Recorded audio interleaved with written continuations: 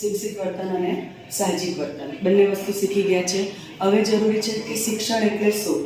તો વર્તનમાં પરિવર્તન એ શિક્ષણ, બરાબર.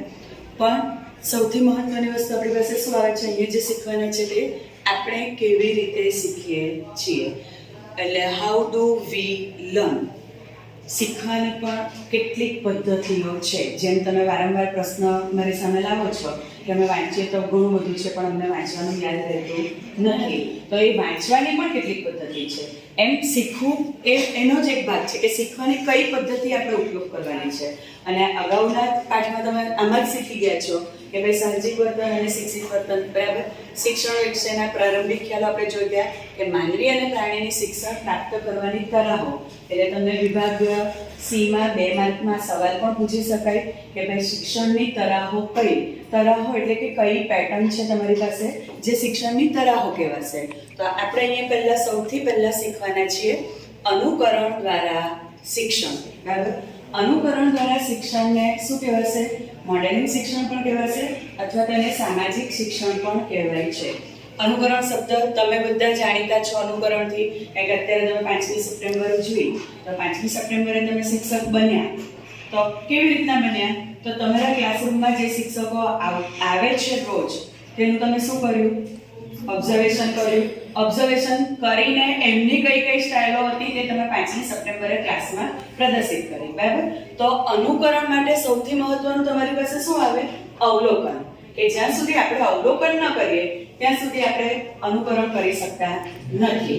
એટલે અનુકરણ શિક્ષણને અવલોકનાત્મક શિક્ષણ પણ કહેવાય. બીજું એને સામાજિક શિક્ષણ એટલા માટે કહ્યું છે કે આપણે જે કંઈ પણ શીખીએ છીએ, આપણે સામાજિક શિક્ષણની વાત કરી ગયેલા કે જે કંઈ પણ શીખીએ છીએ એ સામાજિક આપણા સંદર્ભમાંથી, સમાજની અંદરથી, ઘર, કુટુંબ, શાળા, પરિવાર, મિત્રો, આ આપણા સામાજિકરણના માધ્યમો છે, એની પાસેથી શીખીએ છીએ. એમાં કોઈ આપણને ફોર્મલ એજ્યુકેશનની જરૂર પડતી નથી, બરાબર. એટલે આપણે શીખતા જ જઈએ છીએ. જેવો આપણો જન્મ થયો ત્યારથી અત્યાર સુધીમાં શાળામાં જેટલું શીખવ્યું છે ને એનાથી વિશેષ તમે બહાર શીખીને આવ્યા છો, તે સમાજમાંથી શીખીને આવ્યા છો, એટલે એને સામાજિક શિક્ષણ કહેવાય છે.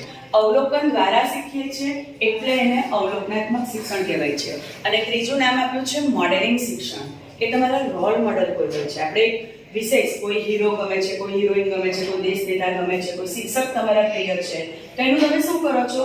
ઓબ્ઝર્વ. એને તમે એક રોલ મોડેલમાં રહે છો. એના સારા પાસાઓ કયા છે એ જોઈને તમે તમારા વર્તનમાં સુધારો કરવા માંગો છો.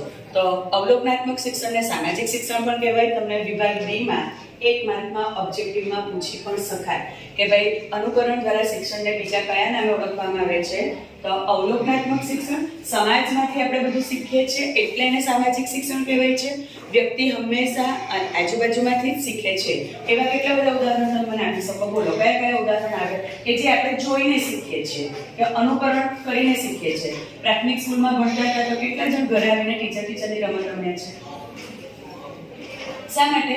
કારણ કે આપણે ટીચર જેવા બનવાની કોશિશ કરીએ છીએ. ટીચર તમારા રોલ મોડેલ છે. એટલે ટીચર તમારા જે રીતના આવતા હતા, ખીજવાતા હતા, ડસ્ટર ઠોકતા હતા, ચોક મારતા, બધું ઘરે ગઈને ફળિયામાં બાળકોને કર્યું છે. આપણે જે સ્ટાઇલમાં સાડી પહેરતા હતા તે સ્ટાઇલમાં સાડી પહેરી છે.